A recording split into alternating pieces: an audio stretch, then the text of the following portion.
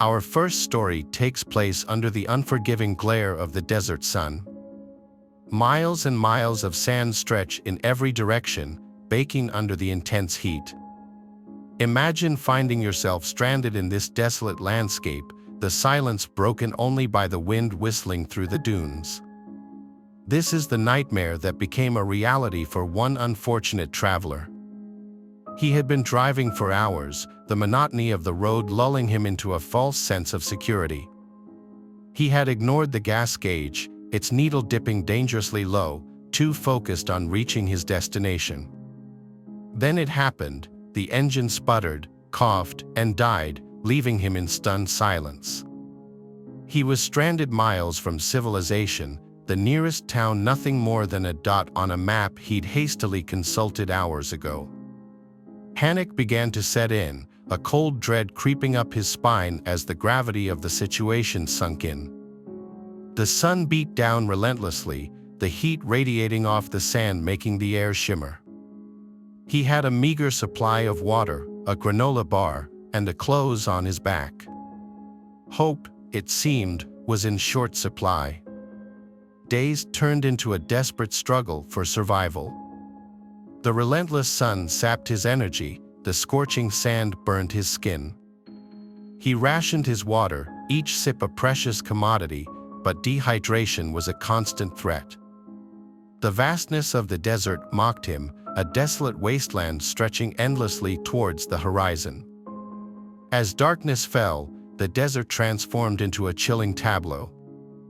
Gone was the oppressive heat, replaced by a bone-chilling cold that cut through his thin clothing. The silence was broken only by the howl of the wind, a mournful sound that echoed his growing despair. He huddled in his car, a meager shelter against the elements, with fear as his only companion. Days turned into nights, each one blurring into the next, a terrifying cycle of scorching days and freezing nights.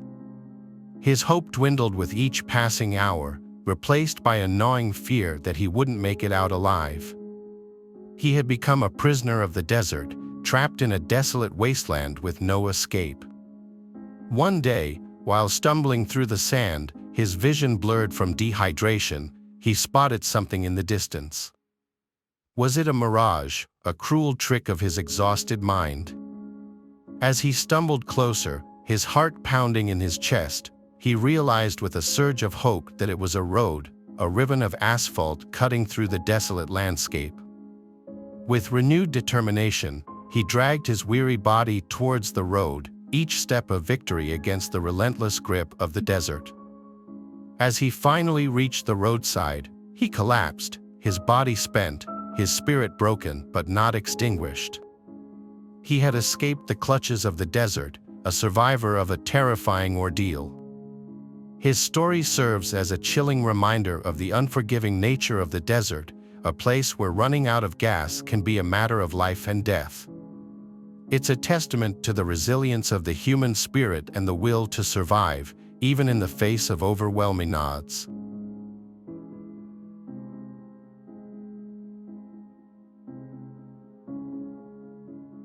Looks like there's a storm approaching.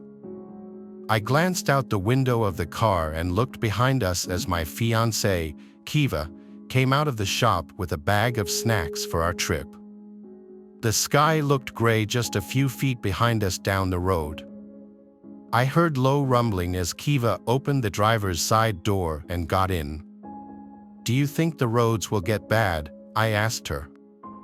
She glanced behind us for a few seconds before turning on the engine. The 80s station we had been listening to on our road trip turned on, and the music filled the car as Kiva pulled out of the gas station parking lot. "We can always pull over if they do," she replied. "Don't you think we should fill up on gas soon?" I asked. "I think we should be fine for now." I glanced over at the dashboard. "There's a quarter of a tank left," I noted. "Babe, it's fine. Trust me. You worry too much. Besides, that's more than a quarter." I sighed as I tried not to let it bug me. I hated getting lower than half a tank in my own car, it stressed me out to no end. We pulled out onto the road, and I grabbed my phone. As I opened the weather app, I looked at the forecast for the day, sunny with a high of 95. That couldn't be right. I made sure that I had cell service before opening the app again, thinking that maybe it would refresh. It didn't, and the forecast still said the same. Huh, I said. That's weird. What's weird? Kiva asked. I looked in the side mirror at the darkening skies behind me. The clouds were catching up to us quickly. Melanie, I glanced back at Kiva. The weather app says it's supposed to be sunny today. Maybe the app is down. Yeah, maybe, I replied. We continued down the road and stopped at a red light. I shifted in my seat so I could look behind us at the approaching storm. I could see the dark clouds moving across the sky, heading directly towards us. I turned back to face the road ahead of us when suddenly the sound of thunder boomed across the sky. I jumped as it was followed by a flash of lightning. All of a sudden, a scream erupted behind us. What was that? Kiva asked. Oh my God, what the? Someone yelled. The people in the cars around us began to roll down their windows to get a better view of whatever was happening. Kiva shifted the car into park and undid her seatbelt as she opened the door and stepped out of the car. I followed, walking between the traffic. As I followed Kiva, there was a crowd forming a few feet away where an old woman was crying and shouting nonsense. I looked up at the sky again and noticed that the gray clouds were even closer now, and I couldn't see anything in the distance anymore. I glanced back towards the car and then up at the traffic light, which was now green. No one was driving off yet, though, as everyone had gotten out of their cars to investigate. Suddenly, the loud sound of crushing metal caught my attention. As I looked towards the sound, a white pickup truck had been almost completely crushed. I squinted to get a closer look and noticed that there seemed to have been a person inside the truck when it was flattened, and their blood and insides covered the windshield.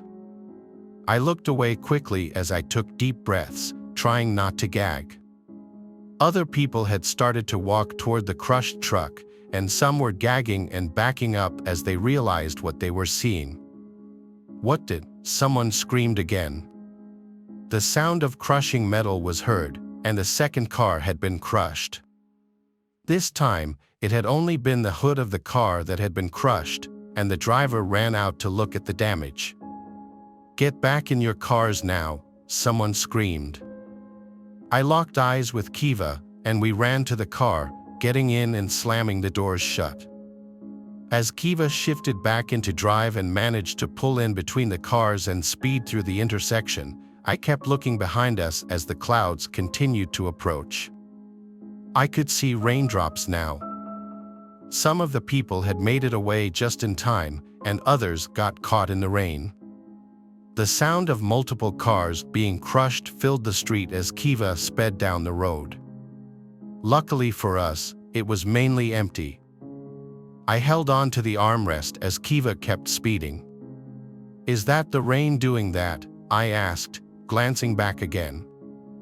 I think so, Kiva muttered. She continued to drive, hyper-focused on the road.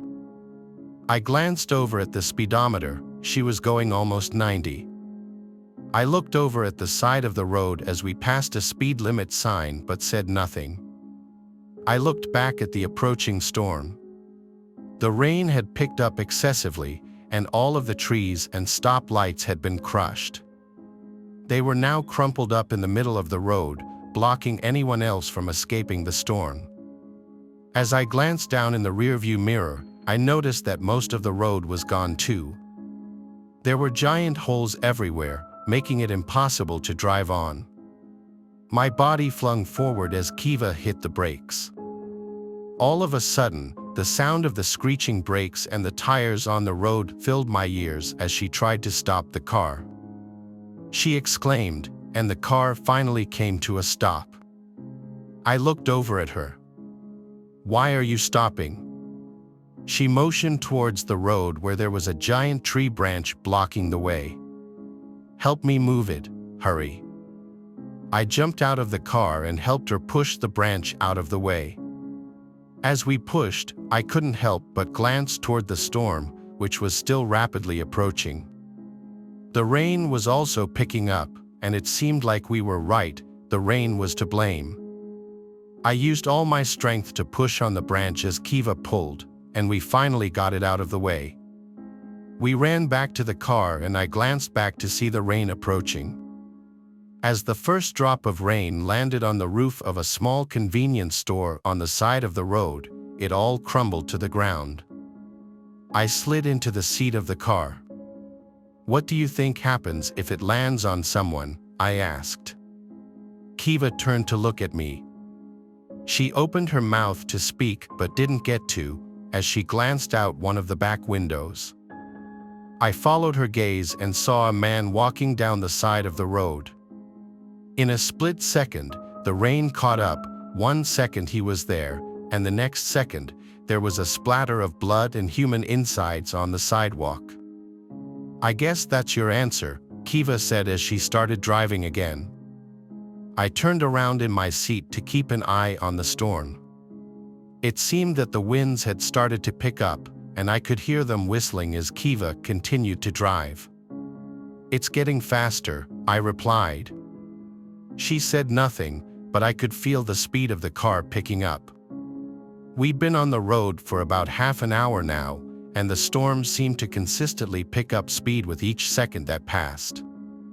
I couldn't stop myself from looking back at the approaching storm and all of the damage that the rain had done. We'd seen it crush a few more people as it passed through. I don't know how long this storm is going to last or how far out it's going to travel, I thought. But I'm hoping that I can at least warn a few people. Maybe you can make a plan to outrun it. We're going to run out of gas soon, and there's no way that we would have enough time to stop and fill up on gas without the storm catching up to us and crushing our car, and then us. I don't know what we're going to do. We haven't even passed another car that we could potentially steal to try to outrun the storm. I don't know if anyone will even see this or how this will even help, but if you start to see the storm approaching, start running.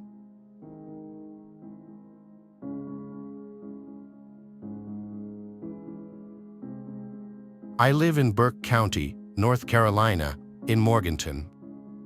I'm used to the quiet lifestyle that comes with living in a rural place. You get some weird characters here and there, but it's usually nothing too bad. I own a nice plot of land with my husband. My work schedule fluctuates. Sometimes I work days, sometimes I work nights. This happened on a night that I was on my way home after a night shift, so it had to be like 4 a.m. My phone was almost dead. I was hungry. I was tired, and I just wanted to get some food and head home.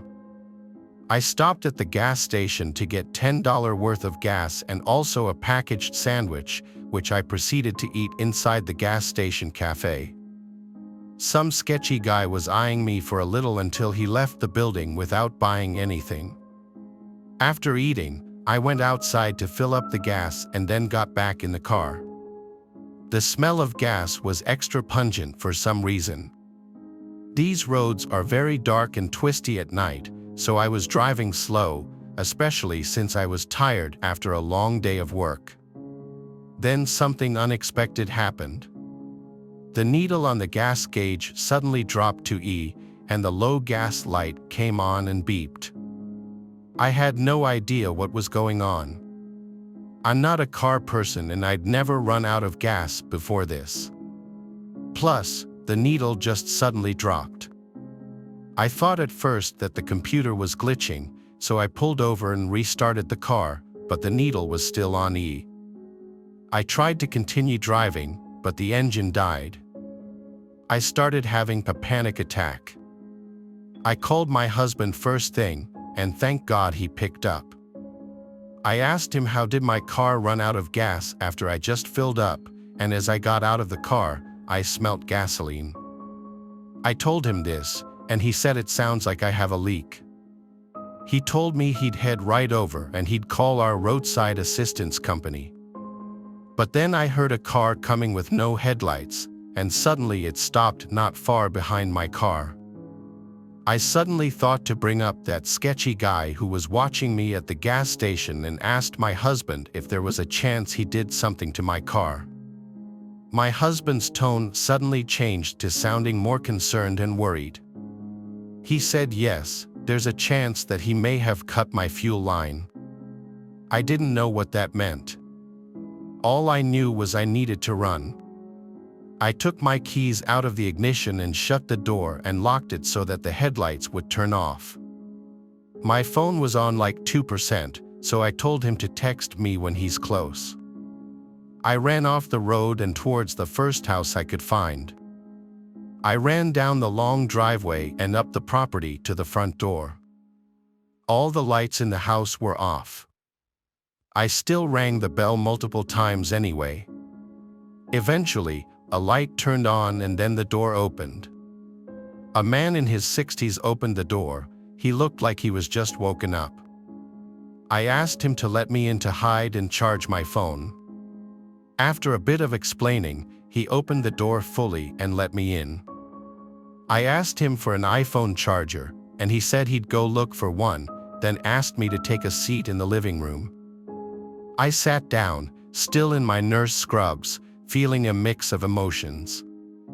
The man called out from the kitchen asking me if I wanted some water. I said yes, please. Little did he know, I saw his reflection in a mirror in the living room that gave visibility into the kitchen. I saw him fill a cup with water, then I know for a fact I saw him drop something into the water. He walked out of view of the mirror, but the faucet was still running. It ran for a solid 30 more seconds before he turned it off. He came back into the living room with a glass of water and handed it to me. I thanked him, and he sat down and just looked at me, then asked me to explain the situation again. I replied to him, I just really need a charger so that I could contact my husband. He said all right and went upstairs. I checked my phone, and it was on 1%. I used that remaining battery to send my current location to my husband just in case. I then smelt the glass of water, and although it didn't smell like anything, I knew he put something in it. Now I had to make the decision of whether I should leave or not. On one hand, I needed to charge my phone badly. On the other, I was 99% sure he did something to this water. I heard him walking back down the stairs, and he said he doesn't have any iPhone chargers since he has an Android. After he said this, I got up and walked straight for the door. I'm not an idiot. Once outside, I ran back down the driveway to the road. I felt like throwing up. I couldn't believe two separate potential incidents from two different men happened in one night. I crept along the side of the road behind the trees. I took out my phone and sent my updated location, and right around now was when my battery died. I waited until I saw the familiar headlights of my husband's truck. I went out waving my arms, and thank God it was him. I got inside the truck and let all my emotions out, crying to him about what I just went through. He brought us to my car, and there was no longer a car behind mine. My back window was shattered, though, and it appeared someone had gotten into the back seat, but nothing of high value was left in my car to steal anyway. My car battery was also now dead. When I told my husband about the man who tried to potentially drug me, he was so furious he wanted to go break down his door. But I told him no, let's just wait for the tow truck to come. We waited quite a while before it came.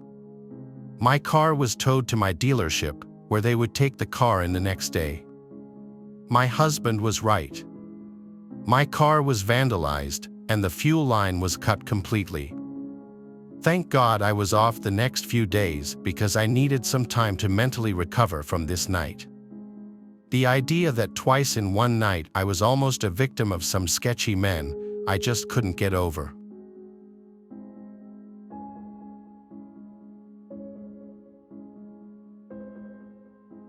Immersed between the pines, that was the predicament I currently ended up in, an empty highway spanning miles and miles through one of the most desolate roads in the Rocky Mountains.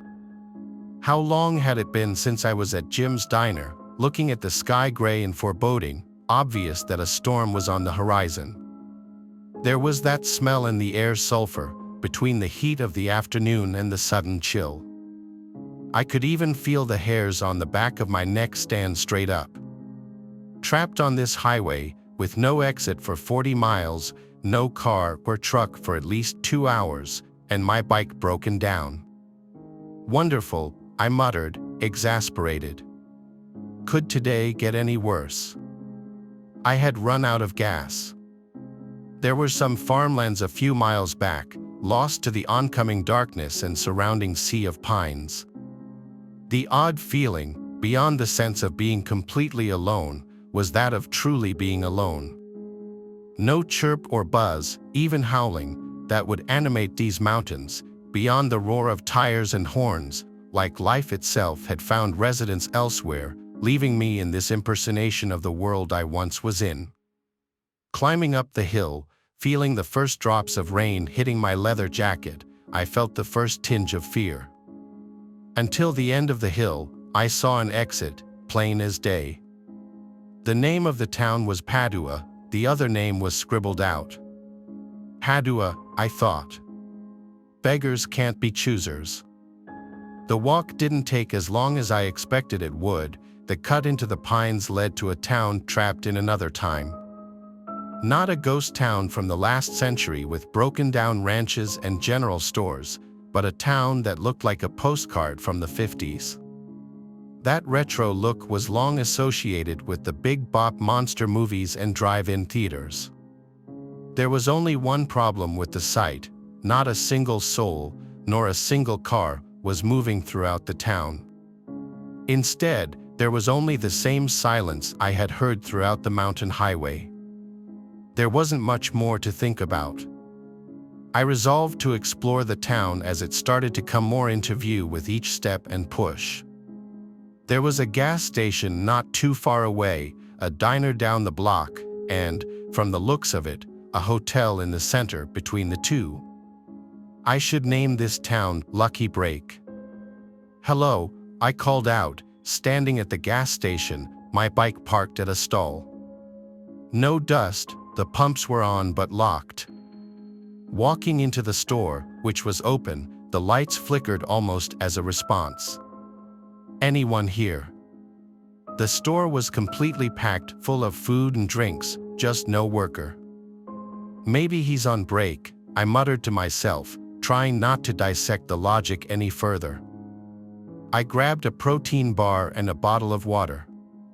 It was still cold and fresh to the touch. There was a feeling that I was being watched. Maybe it was just the eerie feeling of being alone. As the doors shut behind me, I could have sworn I saw a shadow sitting at the register. When I did a double take, I found the store completely empty. Drinking the water and chewing on the bar, it had been hours since I had eaten or drunk anything. I released the trigger to let the gas pump start. There wasn't any other way I knew how to get it to work, no credit card slot, no manual pump on the outside. Must be an older job. When I finished filling up the bike, I took in the scenery and watched the clouds. The bike came to life, and I looked around, still feeling that sense of not being alone. "Oh well," I spoke aloud as I entered the empty street. I decided that, while it was only slightly drizzling, I might as well explore the town. Spanning only a few blocks, lights were on in most buildings. However, there wasn't a sign of a single human, animal, or even insect. Like a model or a set of a movie left alone, tomorrow they'd come back and start again. There were a few buildings I tried. I needed a bathroom anyway. A few cloth shops, nothing that I needed or wanted. Being on a bike limits what can be carried. Then there was a library, stacked with books. There was a theme I noticed, not thanks to the books, but the periodicals. Nothing past the date of 1958. That didn't make sense. The last article read about the local football team going off to take the championship on October 21st. What happened October 22nd? There was too much to think about. The only thing that mattered was finding shelter and maybe getting a proper dinner. In all this commotion, I realized leaving the library that I still hadn't charged my phone. What was I thinking? Finding the diner I had passed before, the setup was one of those tube-like buildings that used to populate the country, slowly disappearing one by one to make way for franchises. Hello, I left my bike in the parking lot. The rain started to pick up, nothing hard yet, but it was coming soon. Again, I began to wonder why I would even ask. At this point, I'm just going to let myself in. I found a place for my phone to charge. The outlet looked a little weird, but it fit. When the screen came on, I could have guessed as much, no signal. Looking around the empty diner with its colorful booths, counter cakes in the displays, the grill in the back, even a jukebox and cigarette dispenser, I walked up, placing a few loose quarters in both. I found myself putting "Jingle Jingle Jingle" on the jukebox, a cigarette hanging out of my mouth. I checked the back room, the grills all worked and even the ovens. Playing with the switches, I found myself even dancing to antiquated songs, singing with a sparse knowledge of the lyrics. There was a fridge full of vegetables, red meat, even a steak. Putting the steak on, I heard "The End of the World" by Skeeter Davis starting to play. The eerie song almost put the sound of complete silence in perspective.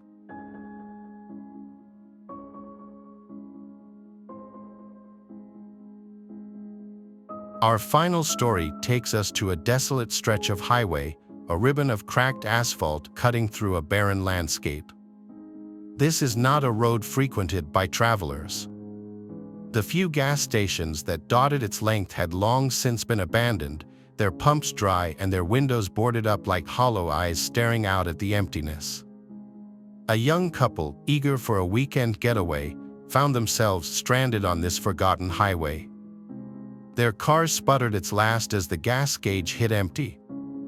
They had ignored the warning signs, the lack of other cars, the eerie silence that hung heavy in the air, too caught up in their own excitement to heed these signs. Now, they were stranded. The sun beat down on the cracked asphalt, the air thick with the smell of dust and despair. The silence was unnerving, broken only by the occasional cry of a hawk circling overhead. They were alone, utterly alone, in a place that felt forgotten by time. They decided to walk, hoping to find help, a glimmer of hope in this desolate landscape. Mile after mile, they walked, the sun beating down on them relentlessly. Their throats were parched, their energy draining with each step. The highway stretched out before them, an endless ribbon of asphalt leading nowhere. As they walked, they noticed something strange, cars abandoned on the roadside, seemingly frozen in time. Some were old and rusted, others surprisingly new, their paint still gleaming under the harsh sun. Each car was eerily empty, their interiors undisturbed, as if their occupants had vanished into thin air. Fear, primal and instinctive, began to creep into their hearts. The silence of the highway was no longer just unnerving, it was oppressive, heavy with an unseen menace. They quickened their pace, their eyes darting nervously at the abandoned vehicles, their minds conjuring up terrifying scenarios. As dusk approached, casting long eerie shadows across the highway, they stumbled upon a small town. Relief washed over them, a beacon of civilization in this desolate wasteland. But as they approached, their relief turned to horror.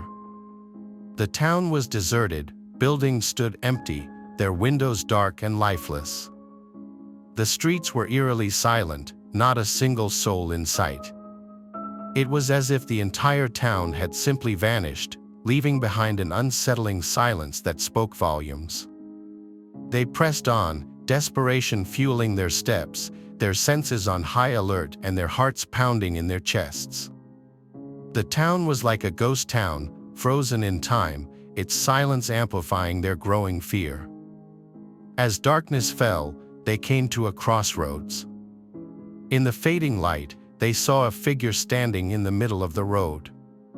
Relief flooded them, a glimmer of hope in this desolate landscape. They called out, but the figure remained motionless, its back to them. As they drew closer, their hearts sank. The figure was a scarecrow, its straw-stuffed body dressed in tattered clothing, its painted face twisted into a grotesque grin.